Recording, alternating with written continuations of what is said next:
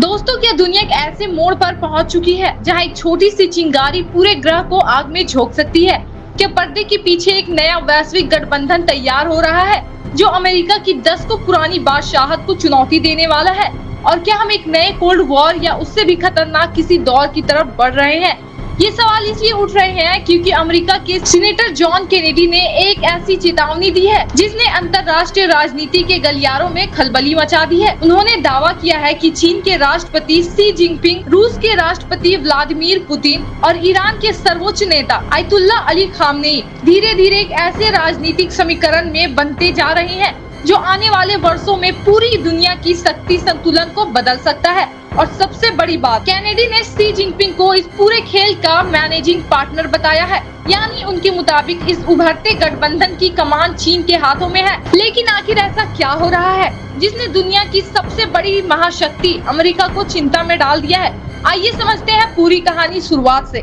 दोस्तों, दुनिया की राजनीति कभी भी सिर्फ भाषणों से नहीं चलती। असली खेल चलता है बंद कमरों में, गुप्त बैठकों में, आर्थिक समझौतों में और सैन्य साझेदारी में। और पिछले कुछ वर्षों में जो तस्वीर सामने आई है उसने पश्चिमी देशों की चिंता बढ़ा दी है। एक तरफ रूस जो यूक्रेन युद्ध के बाद पश्चिमी प्रतिबंधों का सामना कर रहा है, दूसरी तरफ ईरान जिस पर वर्षों से आर्थिक और राजनीतिक दबाव बना हुआ है, और तीसरी तरफ चीन जो दुनिया की दूसरी सबसे बड़ी अर्थव्यवस्था बन चुका है और लगातार अपनी सैन्य शक्ति बढ़ा रहा है। अब कल्पना कीजिए अगर ये तीनों देश अपने साझा हितों के लिए एक दूसरे का समर्थन करना शुरू कर देते हैं तो क्या होगा? यही वह सवाल है जिसने वॉशिंगटन की नींद उड़ा रखी है। दोस्तों, रूस की नजर अब पूर्वी यूरोप पर है। वह चाहता है कि उसके प्रभाव क्षेत्र को चुनौती ना मिले। यूक्रेन युद्ध ने पहले ही पूरी दुनिया को दो हिस्सों में बांट दिया है, एक तरफ नाटो और उसकी सहयोगी देश तो दूसरी तरफ रूस। लेकिन अब तस्वीर सिर्फ रूस तक सीमित नहीं दिखाई दे रही। चीन ने कई मौकों पर रूस के साथ अपने संबंध मजबूत किए हैं। दोनों देशों के बीच व्यापार लगातार बढ़ा है, ऊर्जा समझौते हुए हैं, सैन्य सहयोग बढ़ा है और कई बार संयुक्त सैन्य अभ्यास भी किए गए हैं। दूसरी तरफ ईरान और रूस भी कई अंतर्राष्ट्रीय मुद्दों पर एक दूसरे के करीब आए हैं, यानी धीरे धीरे एक ऐसा नेटवर्क बनता दिखाई दे रहा है जो अमेरिका और उसके सहयोगियों के लिए नई चुनौती बन सकता है। लेकिन दोस्तों, यह कहानी सिर्फ यूरोप तक सीमित नहीं है।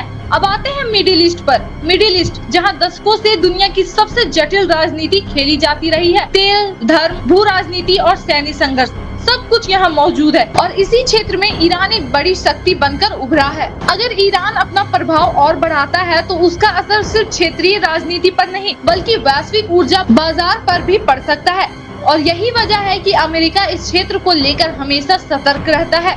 लेकिन दोस्तों, सबसे बड़ा खेल शायद इंडो पैसिफिक में चल रहा है, क्योंकि यहाँ मौजूद है चीन। वह चीन जो पिछले 2 दशकों में आर्थिक महाशक्ति बन चुका है, वह चीन जो दुनिया के कई देशों में निवेश कर रहा है, वह चीन जो अपनी नौसैनिक शक्तियों को तेजी से बढ़ा रहा है, और वह चीन जिसकी नजर इंडो पैसिफिक में बढ़ते प्रभाव पर है। यहीं से अमेरिका की चिंता और बढ़ जाती है, क्योंकि इंडो पैसिफिक सिर्फ एक समुद्री क्षेत्र नहीं बल्कि वैश्विक व्यापार की लाइफलाइन है। दुनिया का बड़ा हिस्सा इसी मार्ग से होकर गुजरता है। अगर यहाँ शक्ति संतुलन बदलता है तो पूरी दुनिया प्रभावित हो सकती है। और दोस्तों, यहीं पर ताइवान का मुद्दा सामने आता है। ताइवान जो लंबे समय से चीन और अमेरिका के बीच तनाव का केंद्र बना हुआ है। अगर भविष्य में यहाँ कोई बड़ा संकट पैदा होता है तो उसका असर पूरी दुनिया पर पड़ सकता है। यही वजह है कि कई विशेषज्ञ इंडो पैसिफिक को आने वाले समय का सबसे संवेदनशील क्षेत्र मानते हैं। अब सोचिए, एक तरफ रूस यूरोप में सक्रिय है, दूसरी तरफ ईरान मिडिल ईस्ट में और तीसरी तरफ चीन इंडो पैसिफिक में। अगर तीनों अपने अपने क्षेत्रों में समांतर दबाव बनाएं, तो अमेरिका को कितने मोर्चों पर जवाब देना पड़ेगा? यही वह स्थिति है जिसे लेकर सीनेटर जॉन केनेडी चेतावनी दे रहे हैं। हालांकि यह समझना भी जरूरी है कि अंतर्राष्ट्रीय राजनीति फिल्मों जैसी नहीं होती।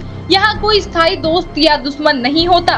देश अपने हितों के आधार पर फैसले लेते हैं। इसलिए यह मान लेना कि कोई औपचारिक सैन्य गठबंधन बन चुका है सही नहीं होगा। लेकिन इतना जरूर है कि चीन, रूस और ईरान के बीच बढ़ता सहयोग दुनिया भर के राजनीतिक विशेषज्ञों की नजर में है और इसी वजह से यह चर्चा लगातार बढ़ रही है। दोस्तों, इतिहास गवाह है, जब जब दुनिया में 2 बड़े शक्ति समूह बने हैं, तनाव बढ़ा है। कोल्ड वॉर इसका सबसे बड़ा उदाहरण है। दुनिया दशकों तक दो खेमों में बटी रही, हथियार की दौड़ चली, परमाणु युद्ध का खतरा मंडराता रहा और करोड़ों लोग उस तनाव के बीच जीते रहे। अब सवाल उठता है, क्या इतिहास खुद को दोहराने जा रहा है? क्या दुनिया फिर से दो बड़े शक्ति समूहों में बढ़ सकती है, या फिर आधुनिक वैश्विक अर्थव्यवस्था ऐसे किसी टकराव को रोक देगी? क्योंकि आज चीन, अमेरिका, यूरोप और दुनिया के बाकी देश एक दूसरे के आर्थिक रूप से जुड़े हुए हैं। युद्ध या बड़े टकराव का असर सभी पर पड़ता है, लेकिन दोस्तों, राजनीति में केवल आर्थिक तर्क ही काम नहीं करते। राष्ट्रीय सुरक्षा, रणनीतिक हित और शक्ति प्रदर्शन कई बार आर्थिक नुकसान से भी ज्यादा महत्वपूर्ण बन जाते हैं। यही कारण है कि दुनिया के बड़े देश लगातार अपनी सैन्य क्षमताएं बढ़ा रहे हैं। और सबसे बड़ा सवाल, क्या अमेरिका कोई नई रणनीति तैयार कर रहा है? क्या नाटो और मजबूत होगा? क्या इंडो पैसिफिक में अमेरिका अपने सहयोगियों के साथ और सक्रिय होगा? क्या चीन, रूस और ईरान के संबंध और गहरे होंगे, या फिर कूटनीति इस बढ़ते तनाव को कम कर देगी? इन सवालों का जवाब फिलहाल किसी के पास नहीं है, लेकिन एक बात तो तय है, दुनिया तेजी से बदल रही है और आने वाले वर्षों में लिए गए फैसले 21वीं सदी की दिशा तय कर सकती है। दोस्तों, आज जो कुछ भी बीजिंग में हो रहा है, जो कुछ मॉस्को में तय हो रहा है, जो कुछ तेहरान में योजना बन रही है और जो कुछ वॉशिंगटन में रणनीति के रूप में तैयार किया जा रहा है, उसका असर पूरी दुनिया में पड़ सकता है। और शायद इसी वजह से सीनेटर जॉन केनेडी की यह चेतावनी इतनी चर्चा में है।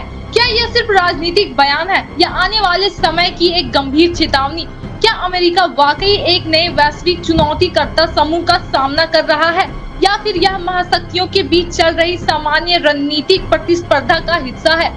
यह तो समय ही बताएगा, लेकिन फिलहाल पूरी दुनिया की नजरें रूस, ईरान और अमेरिका पर टिकी हुई है, क्योंकि इन चार शक्तियों के अगले कदम भविष्य की वैश्विक राजनीति का नक्शा तय कर सकते हैं। अब सबसे बड़ा सवाल आपसे, क्या आपको लगता है कि चीन, रूस और ईरान का बढ़ता सहयोग दुनिया के लिए नया खतरा बन सकता है? क्या अमेरिका को अपनी रणनीति बदलनी चाहिए? क्या दुनिया एक नए कोल्ड वॉर की तरफ बढ़ रही है, या यह सिर्फ राजनीतिक बयानबाजी है? अपनी राय कमेंट में जरूर बताइए। वीडियो पसंद आया हो तो लाइक करें, अपने दोस्तों के साथ शेयर करें और दुनिया की हर बड़ी खबर, हर बड़ी साजिश और बड़े खुलासों के लिए TZS न्यूज को अभी सब्सक्राइब कर लीजिए।